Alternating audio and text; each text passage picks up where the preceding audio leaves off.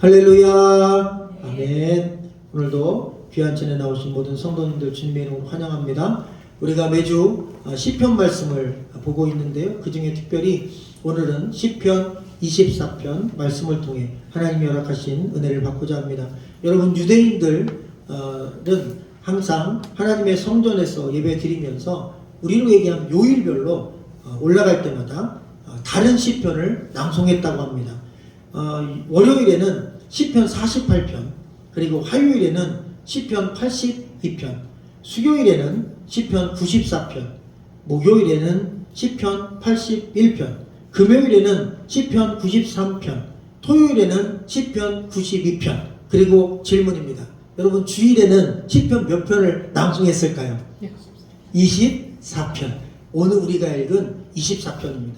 여러분, 왜 24편을 주일날 낭송했을까요? 이유는 부활의 날을 기념하는 영광의 왕이 이 땅에 오시고, 그리고 영광의 왕이 부활하셔서 승천하신 것을 기념하는 부활의 기념, 승천의 기념의 시편이 바로 시편 24편입니다.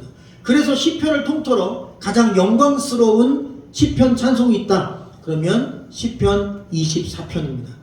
자, 이 시편 24편은 다윗 왕이 지은 시편인데, 배경 이야기를 보면 언약궤, 하나님의 법궤가 다윗성인 예루살렘 성에 들어오는 날을 기념하여 그가 옷이 벗겨질 만큼 춤추며 찬양하며 하나님 앞에 고백한 신앙 고백, 바로 찬양의 가사가 오늘 시편 24편입니다.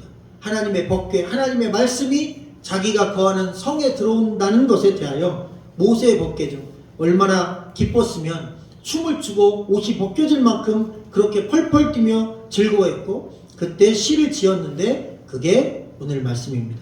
총 3단계로 되어 있고 구조가 3개로 나눠져 있습니다. 먼저 1절, 2절은 하나님은 만물의 주인이시다 라는 고백입니다. 천지창조의 모든 주권자가, 또 소유권자가 하나님이란 말씀이고, 3절로 6절은 하나님께 예배하는 자의 자격은 무엇인가 라는 질문의 답입니다. 하나님께 예배하는 자, 또 예배자, 그리스도인은 어떤 사람인가? 또 7절에서 10절은 7절, 8절, 9절, 10절이 거의 동일하게 반복되는데, 영광의 왕이신 하나님을 영접하는 자의 자세에 대하여 나옵니다. 먼저 1, 2절 말씀을 보겠는데요. 하나님은 만물의 주인이십니다 라는 주제입니다. 자, 여러분이 한번 1, 2절을 읽어주시면 고맙겠습니다. 시작. 땅과 거기에 충만한 것과 세계와 그 가운데 사는 자들은 다 여호와의 것이로다. 여호와께서 그 터를 바다 위에 세우시며 강들 위에 건설하시로다. 아멘. 이스라엘 사람들은요, 1절 말씀이 선포되면 아멘 하고 회중이 화답을 했습니다. 제가 읽을 테니까 여러분이 아멘 한번 해주시면 고맙겠습니다.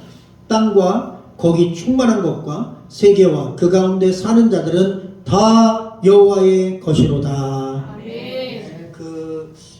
우리가 카톨릭 교회 주일 예배 가본 적이 있는 분들은 아마 아실 겁니다. 이렇게 성경을 낭송하면 회중이 아멘하고 화답하는 주고받는 형식의 그런 순서들이 많이 있습니다. 그래서 사실 유대인들의 예배 전통을 카톨릭이 상당히 많이 보존 전승한 그런 케이스라고 보게 됩니다. 여러분, 이 말씀은 그래서 지금도 구교에서 많이 사용하는 말씀입니다. 특별히 원어하고 한글 성경이 다른 점이 있습니다. 뭐냐면 여호와의 것이로다가 먼저 나옵니다. 그 다음 땅과 거기에 충만한 것이 다음에 나옵니다. 그래서 여러분, 이 말씀을 바꿔서 얘기하면 여호와의 것이로다, 땅과 거기에 충만한 것과 세계와 그 가운데 사는 자들이여, 이렇게 되는 겁니다. 여호와의 것이라는 것을 먼저 선포합니다. 왜 그럴까요? 여러분, 여호와의 것이로다를 먼저 선포한 이유가 있습니다. 여러분, 소유권 문제입니다. 모두 여호와의 것이라는 거예요. 왜? 인간도 세상 만물도 하나님이 만드셨기 때문인 것입니다. 여러분, 우리 신앙의 출발은 다른 데 있지 않습니다. 하나님이 이 세상의 소유권자고 창조주라는 것을 믿고 인정하고 그리고 신뢰하는 것입니다. 그래서 하나님의 창조를 인정하지 못하면 신앙생활은 출발할 수 없습니다. 그래서 성경의 첫 번째 성경은 창세기입니다. 왜? 창조의 하나님을 인정할 수 있어야 우리가 그리스도인이기 때문입니다. 여러분 이 세상을 창조하신 분이 하나님이라면 그 창조물 피조물인 우리는 모두 하나님의 소유가 됨을 믿으시기를 주의 이름으로 간절히 축원합니다. 특별히 1절에서 찬양해야 될 이유가 나오는데요. 세계와 그 가운데 사는 자들은 여호와의 소유라는 것입니다. 여러분 우리가 왜 하나님을 마땅히 찬양해야 합니까? 우리를 하나님이 창조하셨기 때문에 그 창조주 하나님께 마땅히 찬양으로 영광을 돌려야 된다는 사실을 믿으시기를 주의 이름으로 간절히 축원합니다. 그리고 오늘 2절 말씀 보면 여호와께서 그 터를 바다 위에 세우시며 강들 위에 건설하셨도다 그랬습니다. 하나님이 그 터를, 이 세상을 물 위에 세웠다는 것입니다. 창세기 1장 2절에 보면 온 세상이 흑암과 공허와 무질서 가운데 있었지만 하나님의 신이 물 위, 수면 위에 운행하셨다고 되어 있습니다. 그러니까 태초에 천지를 창조하셨을 때 지구가 만들어진 상황에서 이 땅은 다 물속에 들어가 있었던 것입니다. 물과 땅 사이에 질서가 없었습니다. 무질서는 질서를 파괴한 것인데 물이 땅을 범람함으로 질서가 파괴된 상태가 물이 세상을 다 뒤덮은 상황입니다. 여러분 그래서 바다와 강들 위에 하나님이 그 세계를 세우셨고 그 나라를 건설하셨다는 것은 질서를 부여하셨다는 것입니다. 여러분 천지창조는 없는 것을 있게 만든 게 아닙니다. 이미 없는 걸 있게 만든 건 그 전에 하나님 만드신 것이고 창세기 1장에서는 천지가 있는 상태, 땅이 있는 상태가 바로 창세기 1장 2절의 상태입니다. 근데 땅이 보이지 않습니다. 물 때문입니다. 하나님이 질서를 주셨습니다. 물은 물끼리 모여라 바다가 됐습니다. 그리고 바다가 딱 되자 여러분 드디어 땅이 드러났습니다. 그러면서 물과 땅의 경계를 만드셨어요. 그런데 지금까지 아직 한 번도 전 세계가 여러분 그 경계를 스스로 넘은 적이 없습니다. 딱 한 번 하나님이 허락하셔서 창세기 6장 이후에 보면 물이 다시 범람해서 세상을 뒤덮은 적은 있습니다. 그건 하나님이 허락하셨을 때만 그랬습니다. 그래서 해일로 해안가 주변이 잠시 침수된 적은 있지만 여러분 전 세계 모든 땅이 물속에 들어간 적은 창세기 6장 이후에 없습니다. 왜? 하나님이 경계를 정해 놓으셨습니다. 원칙과 규칙을 정해 놓으셨습니다. 질서를 부여하셨습니다. 여러분 창조의 명백한 증거는 이 세상이 우연히 그리고 무질서하게 만들어진 게 아니라는 사실입니다. 질서가 있다는 겁니다. 법칙이 있다는 겁니다. 만유인력의 법칙, 중력의 법칙, 지구와 해와 달과 별들이 규칙적으로 운동하는 운동에너지의 법칙, 생명탕생의 법칙, 죽음의 법칙, 이 모든 것들이 하나님이 질서를 부여한 대로 자연계가 움직이고 우주가 움직이고 피조물이 움직이는 것을 보면 여러분 그 어떤 것도 우연히 만들어져서 질서와 규칙이 생기지 않습니다. 여러분 지난주에 말씀드린 것처럼 짐승은 원칙, 윤리, 규칙 이런 게 없습니다. 그러나 인간은 규칙, 규범, 원칙, 윤리 사회를 만들어 살아갑니다. 왜? 그게 인간이기 때문입니다. 하나님의 형상을 닮은 인간은 원칙, 윤리, 규칙을 가지고 살아갑니다. 그게 하나님이 우리에게 심어주신 창조의 메시지란 사실을 믿으시기를 주님의 이름으로 간절히 축원합니다.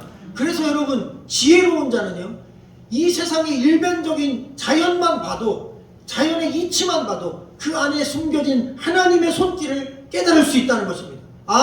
이 세상이 우연히 생긴 게 아니라 하나님이 질서정연하게 만든 세상이구나 라는 깨달음이 우리에게 찾아오는데 그게 바로 일반 계시라는 것입니다. 할렐루야. 하나님이 일반적인 이 세상의 자연 모든 피조물을 통하여 하나님의 창조 세계를 깨닫게 하신 은혜인 것입니다. 그래서 1, 2절은 하나님의 창조된 세계인 우리와 이 모든 피조물이 하나님의 소유라는 메시지입니다. 두 번째 3절, 4절, 5절, 6절 중에 3, 4절 말씀인데요. 제가 한번 3절, 4절을 읽어드리겠습니다. 여호와의 산에 오를 자가 누구며 그의 거룩한 곳에 설 자가 누구인가? 곧 손이 깨끗하며 마음이 청결하며 뜻을 허탄한 데에 두지 아니하며 거짓 맹세하지 아니하는 자로다. 여러분 이 3, 4절 말씀은 예배하는 자의 자격에 대한 이야기입니다. 이걸 두 가지로 생각할 수 있어요. 이런 자격이 있어야 예배를 드릴 수 있다고 생각할 수 있습니다. 그러면 심각해집니다. 여러분 우리 한 명도 예배 드릴 수 없습니다. 누가 손이 깨끗합니까? 완전하게. 누가 마음이 청결합니까? 완전하게. 누가 허탄한데 마음을 두지 않습니까? 완전하게. 누가 거짓 맹세하지 않냐고 죽을 때까지 진실만 말하고 살 수 있습니까? 없습니다. 우리 인간은 그럴 자격, 그런 수준이 못 됩니다. 다 부족합니다. 여러분, 우리는 다 우리의 삶이, 우리의 생각이, 우리 마음이 그렇게 완전하지 못합니다. 그래서 이것은 예배 드릴 자의 자격이 아니라 예배자가 추구해야 될 방향성인 것입니다. 할렐루야. 첫 번째, 우리 3절 말씀 보면 여호와의 산에 오를 자가 누구며 그의 거룩한 곳에 설 자가 누구냐는 질문을 던집니다. 여러분, 이 말씀에 보면 오를 자와 설 자에 대한 이야기를 합니다. 여러분이 위로 올라가다라는 단어는 히브리어 야알레라는 단어인데, 위로 올라간다는 뜻만 있는 게 아니라 증가하다, 강해지다, 성숙하다, 성장하다는 의미까지도 확장됩니다. 다시 말하면 하나님의 성전을 향해 올라가는 자의 그 걸음은 영적인 성장을 가져온다는 것입니다. 과거에는 예루살렘 성이나 예루살렘 성전이 여러분 산 꼭대기에 있었기 때문에, 해발이 높은 곳에 있었기 때문에 이 표현이 맞았습니다. 그럼 지금은요, 우린 평지에서 평지로 왔는데 왜 하나님의 성전은 높은 곳이라는 표현이 있고 예배드리는 걸음을 올라간다고 표현할까요? 여러분, 영적인 의미는 이렇습니다. 예배를 드리는 그 걸음, 예배의 자리에 오는 걸음은 우리의 신앙이 올라가는 걸음이라는 거예요. 할렐루야. 네. 여러분, 예배를 멀리 하는 것은 여러분 신앙이 내려가는 길이라는 것입니다. 그래서 예배를 통해 우리 신앙이 올라갑니다. 말씀을 통해 우리가 영적으로 성숙합니다. 아멘. 하나님을 찬양함으로 우리가 영적으로 깊어집니다. 할렐루야. 네. 그게 예배의 가치고 의미라는 사실을 오늘 말씀은 우리에게 가르쳐주고 있는 것입니다. 아멘. 그러면 그런 예배자들이 추구해야 될 삶은 무엇이냐? 오늘 말씀 가운데 4절에 보니까 손이 깨끗하고 마음이 청결하고 뜻을 허탄한 데 두지 아니하고 거짓 맹세도 하지 아니하는 자라고 되어 있습니다.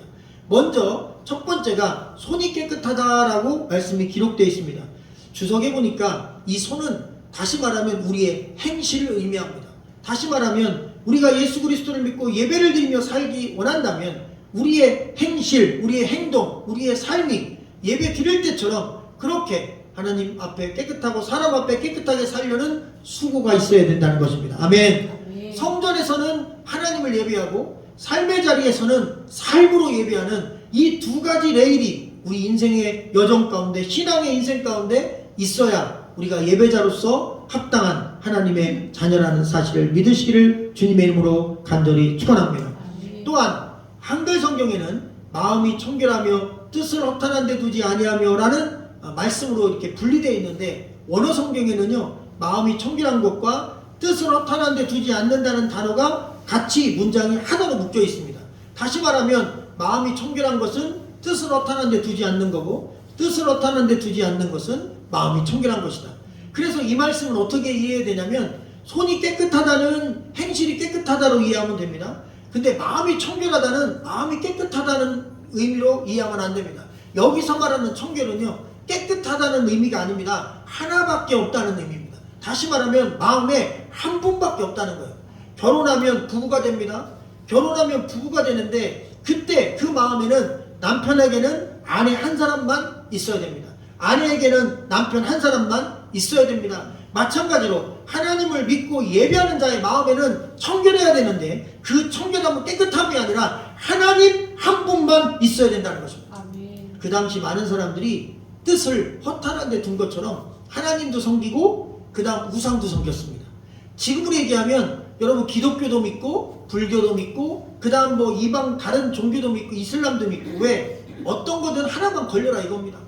안전장치를 하는 거예요. 하나님 잘 믿어서 복 받고, 이슬람 믿어가지고 또 복 받고, 또 불교 믿어서 또 잘 되고, 모든 종교를 다 수용하는 것입니다.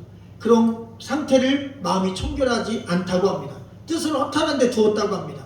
그런데 반대로 여호와 하나님 한 분만을 향한 믿음을 갖고 있다면 그 사람 마음이 청결한 것입니다.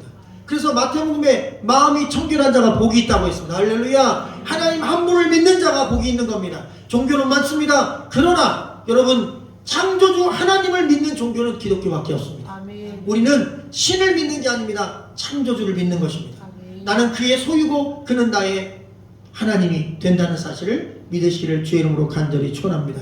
성경에 참으로 이해 안 되는 사람이 야곱이라는 사람이 나옵니다. 야곱은 약점이 있고 단점도 많고 실수도 많고 인생의 굴곡도 많습니다. 그는 부모도 속였고 자기 형도 속였습니다. 그리고 자기 삼촌도 속였습니다. 그의 인생이 참 거짓이 많았습니다. 그럼에도 불구하고 참으로 놀랍게 그를 회개시키고 다시 일으키고 그를 돕고 그리고 그에게 기도하게 하시고 그의 인생을 위기에서 구원해 주시고 그의 자녀를 축복하시고 그리고 그 삶 가운데 하나님이 늘 동행해 주셨어요. 그런데 딱 한 가지 장점이 있었습니다. 여러분, 그게 뭐냐면 그 야곱은 비록 행실에 실수가 있고 문제가 있었지만 그는 마음이 청결한 사람이었어요. 왜냐하면 그 마음속에 단 한 번도 하나님 외에 다른 신이 들어간 적이 없어요. 그걸 어떻게 할 수 있냐면 그가 베델에서 부모에게서 멀어져서 이제 집을 쫓겨날 때도 베델에서 하나님의 놀라운 말씀을 듣고 그분께 헌신했고, 그리고 그가 삼촌에게 쫓길 때도, 그리고 다시 자기 형 에서에게 죽음을 당하기 직전에도 야복강에서 하나님 앞에만 매달렸어요. 여호와의 얼굴만을 구했습니다. 하나님만을 찾았어요. 그분 앞에만 무릎 꿇었어요. 다른 신을 구하지 않았어요. 우상을 다 갖다 버렸어요. 할렐루야. 여러분, 마음이 청결한 자입니다. 저와 여러분이 마음이 청결한 자가 되기 원합니다. 이 세상 살면서 지금은 사실 우리가 다른 종교를 믿진 않지만 다른 소유를 사랑할 수 있어요. 하나님보다 더 물질을 사랑할 수 있고 하나님보다 더 세상적인 어떤 것을 사랑할 수 있어요. 쾌락을 사랑할 수도 있고 그리고 세상적인 어떤 부유를 사랑할 수 있어요. 그런데 마음이 청결한 자는 넘버원 하나님이 가장 우선순위가 되는 사람임을 믿으시기를 주의 이름으로 간절히 축원합니다. 그리고 마지막으로 보면 거짓 맹세하지 아니하는 자로다 라고 되어 있습니다. 여러분, 10계명의 제3계명이 여호와의 이름을 망령되이 일컫지 말라입니다. 그런데 현대어로 번역하면 여호와의 이름을 함부로 부르지 말라입니다. 왜 이런 10계명이 당시에 이 말씀이 여기에 기록될 수 있었을까요? 지금은 사실 우리가 계약을 할 때 여호와 하나님의 이름으로 하지 않습니다. 그러나 구약시대, 출애굽시대에는 여호와 하나님의 이름으로 약속한 것은 불변의 진리인 것입니다. 어떤 계약을 할 때 내가 하나님의 이름으로 약속해, 그럼 그거는 절대 목숨 걸고 지키는 약속입니다. 그래서 사람들이 누군가 약속할 때, 뭔가 계약을 할 때 하나님의 이름을 사용했어요. 근데 이게 타락한 것입니다. 거짓으로 약속하는 거예요. 입으로는 하나님의 이름으로 약속한다고 해놓고 뒤에서는 여러분 그 사람을 속이는 거예요. 결국 부도가 납니다. 무엇이 잘못된 거예요? 하나님의 이름을 걸고 약속한 사람이 그 약속을 지키지 않으니까 하나님의 이름이 땅에 떨어지고 짓밟히고 욕먹고 이제 하나님의 이름으로 어떤 얘기를 해도 사람들이 안 믿는 거예요. 니까 짓게 하나님의 이름으로 약속한다고 지킬 것 같냐? 라고 하는 하나님의 이름이 망령되지는, 함부로 불려지는, 함부로 짓밟히는 그 영광이 무너지는 시대가 된 것입니다. 그래서 하나님이 모세를 통하여 엄하게 말씀하신 거예요. 내 이름을 함부로 쓰지 말라는 거예요.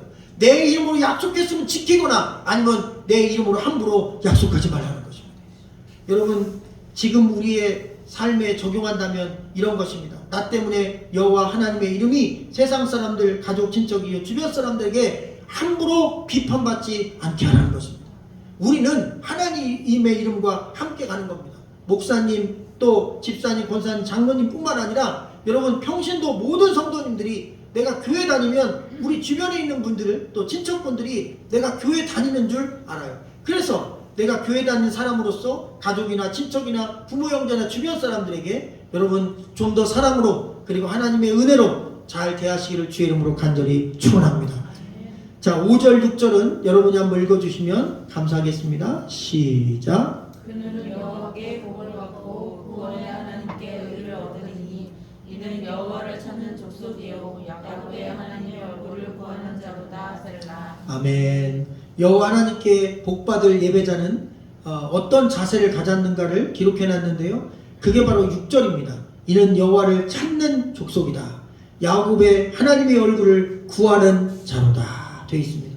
여러분, 이스라엘 백성들이 성전, 성막에 올라가는 목적은 딱 하나입니다. 여호와를 찾고 여호와를 구하기 위해서입니다. 한번 따라해 주시면 감사하겠습니다. 우리가 예배 드리러 나오는 목적은 여호와 하나님을 찾고 여호와 하나님을 구하기 위함입니다.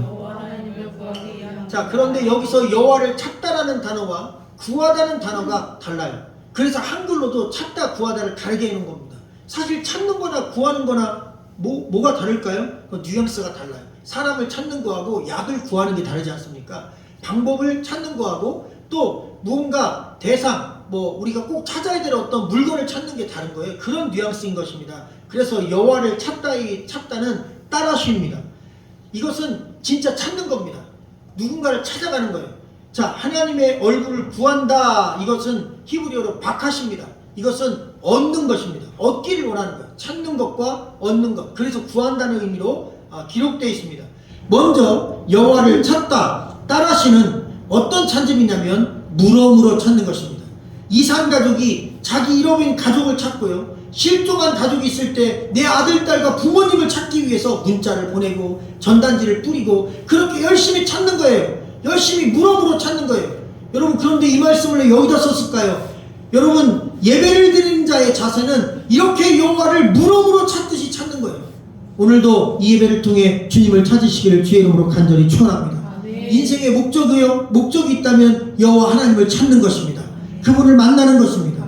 또 두 번째로 여러분, 하나님의 얼굴을 구한다 그랬는데 이 바카시는 간절히 찾는다는 겁니다. 다시 말하면 성경 말씀 마태복음 7장 7절 보면 너희에게 구하면 구하라 너희에게 그러면 주실 것이요 찾으라 그러면 찾아낼 것이요 문을 두드리라 그러면 너희에게 열릴 것이니 구하는 이마다 받을 것이요 찾는 이가 찾아낼 것이요 두드리는 자에게 열릴 것이라고 했습니다. 다시 말하면 노크를 한 번만 하지 말고 문이 열릴 때까지 두드리라는 것입니다. 그게 바로 바카시입니다. 계속 두드리는 거예요. 계속 열리는 거예요. 오늘 예배드리기 전에 저희 둘째 선율이가 요 지금 표 보이시죠? 이거 작년에 했던 거 그대로 붙인 겁니다. 근데 바뀌었어요. 저 위에 보면 연도만 바뀌었어요. 가만히 제가 좀 얍실한 생각으로 그런 생각도 했어요. 저 연도를 빼면 사실 한 2년 3년 써도 때 안 타거든요. 그런데 왜 제가 굳이 이것을 한 4만 5만 원 들어가는데 작년도를 떼고 멀쩡했습니다. 깨끗했습니다. 아깝더라고요. 그러나 26년을 달고 다시 붙였냐면 여러분 새 마음으로 붙인 겁니다. 그리고 이게 지금 두 번째 노크하는 거예요. 가만히 시골교회 보니까 이렇게 한 50가지 60가지 정도 되는 저희 교단에 시골교회들이 많거든요. 근데 한 70여 명 정도 이렇게 출석하는 교회들이 20년 30년 쭉 계속 가더라고요. 다시 말하면 안정화되는 것입니다.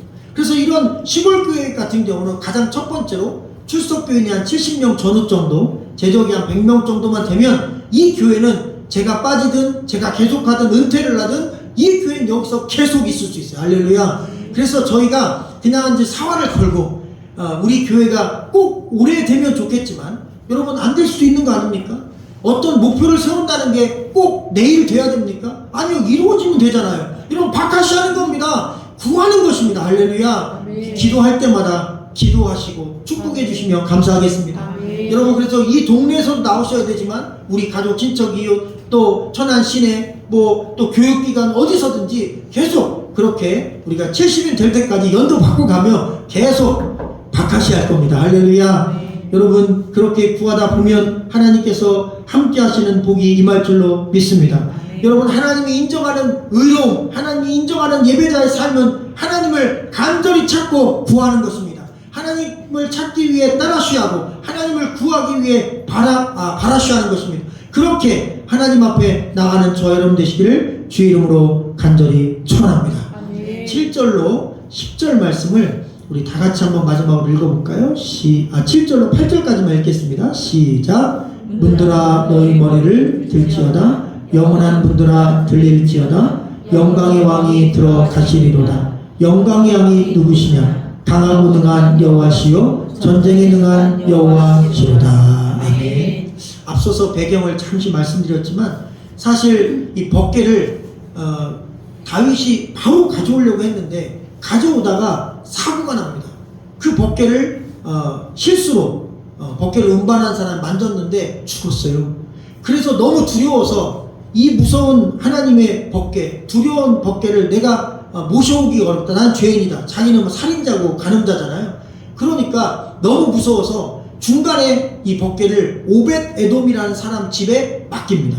그런데 이 오벳 에돔이라는 사람 집 아라우나의 타작마당, 나중에 예루살렘 성전이 될 그 장소에 머물렀는데 소식이 들려와요. 그 법궤가 머문 날부터 누가 죽는 게 아니라 오벳 에돔에게, 그 자녀에게, 그의 사업장에 복이 임하기 시작하는 거예요. 그 물질에 복이 임하고 자녀들이 잘 되고 오벳 에돔에게 삶에 하나님의 축복이 임하고 자 이제 됐다.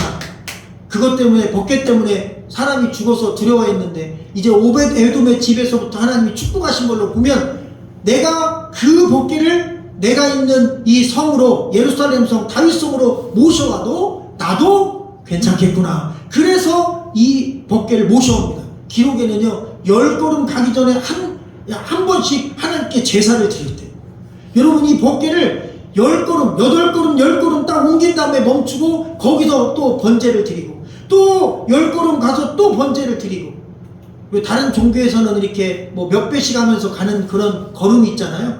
그런 것처럼 하나님을 향한 온전한 마음으로 8걸음 10걸음마다 한 번씩 그렇게 제사를 드려가며 정성스럽게 모셔왔는데 이 성에 딱 들어왔을 때 다윗이 춤을 춘 거예요. 그리고 그 기쁨이 너무너무 좋아서 순간에 시상이 떠오른 거예요. 그러면서 외친 거예요. 문들아 너희 머리를 들지어다. 영원한 문들아 들릴지어다. 아멘. 그런데 여러분 사실 우리 문들이 앞뒤로 열리거나 밑앞뒤로 열리지 위로 올라가지 않습니다. 그러면 왜 이런 말 했을까? 옛날에 성문은요 하도 성문을 부셔대니까 위에서 밑으로 내려가는 문을 많이 달았다고 합니다. 그래서 가끔 영화에 보면 이렇게 열리는 문도 있지만 위에서 철로 돼서 쭉 내려오고 뭐 도로래로 여는 문 있잖아요. 그 문을 얘기하는 겁니다. 그래서 위로 끌어올린 문, 그것을 다시 밑으로 닫은 문, 그 도로래를 돌려서 문을 열라는 거예요. 영광의 영이 지금 이 성에 들어간다는 거예요. 그러니까 문들아 머리 들어라, 문들아 열릴지어다 그랬어. 할렐루야. 네. 왜? 영광의 왕이 번개가 지금 내게 들어간다는 것입니다. 여러분 여기 이 문들이라는 단어가 근데 참으로 이렇게 말씀을 연구해 보면 신비한 거예요. 똑같은 문이 아닙니다. 앞에 나온 문들은 샤르라는 문인데 이거는요 그냥 성문입니다. 이것은 그냥 성전의 문입니다. 이것은 그냥 사람의 마음의 문이라고 번역해도 됩니다. 너희 마음 문을 열어라, 너희 성문을 열어라, 내가 들어가겠답니다. 그러면 영원한 문드라의 문은 뭡니까? 이거는 피테라는 원어인데 이건 뭐냐면 미래에 있을 문입니다. 이거는요 하나님 나라 천국의 문입니다. 그래서 여러분 여기에서 지금 다윗은 한 번에 선포하는 거예요. 너희 마음 문을 열면 영광의 영이 들어가신다. 그러면 그 영광의 왕은 영원한 문을 열어준다는 거예요. 할렐루야. 그러니 마음 문 열라는 거예요. 아멘. 여러분 마음 문을 엽시다. 예배 때마다 엽시다. 그리고 영광의 왕을 모십시다. 말씀으로 모십시다. 그리고 은혜로 모십시다. 그러면 영원한 문, 피트에 하나님 나라의 문이 열린다는 여러분 구원의 역사, 성령의 역사가 기록된 귀한 말씀을 오늘 하나님께서 우리에게 주신 줄로 믿으시기를 주의 이름으로 간절히 축원합니다. 끝으로 마지막 9절 보면 8절 보면 영광의 왕이 누구시냐? 강하고 능한 여호와시요 전쟁에 능한 여호와시로다 이렇게 되어 있습니다. 저도 이번에 이 말씀을 준비하기 전까지는 창조의 역사를 새로 뭔가 이렇게 만들어내는 역사로만 이해했는데 아니요, 이 말씀에서 보니까 창조가 곧 전쟁이더라고요. 왜? 여러분 세상이 혼돈스러웠잖아요. 그리고 흑암, 어둠이 있었잖아요. 그것은 이 세상을 지배하는 어둠의 세력과 혼돈의 세력이 있었다는 거예요. 그걸 성경에서는 마귀라고 합니다. 사탄이라고 합니다. 옛 뱀이라고 합니다. 그 마귀, 사탄, 옛 뱀이 온 세상을 물로 뒤덮고 어둠으로 뒤덮었는데 하나님이 빛으로 어둠을 이겨내신 거예요. 할렐루야. 아멘. 여러분 스커드 미사일로 적의 벙커를 때려 부신 것 같습니다. 어둠을 때려 부신 거예요. 아멘. 빛이 있으라 해서 어둠을 몰아내신 거예요. 말씀으로 이기신 거예요. 전쟁에서 승리하신 거예요. 아멘. 또한 물이 땅을 덮었잖아요. 구약 성경의 핵심적인 신학 주제는 물은 저주 심판이고 땅은 축복입니다. 그래서 약속의 땅으로 가지 않습니까? 그리고 심판할 때 물로 심판하지 않습니까? 바로 그 어둠의 물, 마귀가 세상을 뒤덮은 그 세상의 물을 엄하게 명하셔서 물은 한 곳에 모여 있어. 그리고 땅이 드러나게 해라. 다시는 땅을 침범치 마라. 명하신 거예요. 결국 하나님이 어둠을 이기시고 그리고 물을 이기시고 그리고 마귀를 이기시고 승리하신 것임을 믿으시기를 주의 이름으로 간절히 축원합니다. 그런데 오늘 말씀에는 영광의 왕이라는 말씀을 하십니다. 이 영광의 왕은 복음으로 귀결됩니다. 이 영광의 왕이 누구십니까? 창세기 첫 번째 창조에서 어둠과 그리고 혼돈과 무질서를 이기시고 그리고 모든 이 땅의 마귀 역사를 이기신 하나님처럼 여러분 두 번째 아담이신 예수 그리스도가 이 땅에 오셔서 죄와 사망과 싸워 이기셨습니다. 죽음과 싸워 이기셨습니다. 네. 지옥과 싸워 이기셨습니다. 네. 심판과 싸워 이기셨습니다. 우리에게 생명과 영혼과 천국을 주셨습니다. 할렐루야. 네. 그러니 문들아 열릴지어다. 네. 영원한 문들아 열릴지어다. 영광의 왕이 들어가시리로다. 아멘. 우리 안에 그 영광의 왕이신 하나님, 영광의 왕이신 승리하신 예수 그리스도가 들어오시면 우리는 영원한 천국의 문에 들어가는, 그리고 하나님의 자녀가 된 축복이 있다는 하나님의 말씀이었습니다.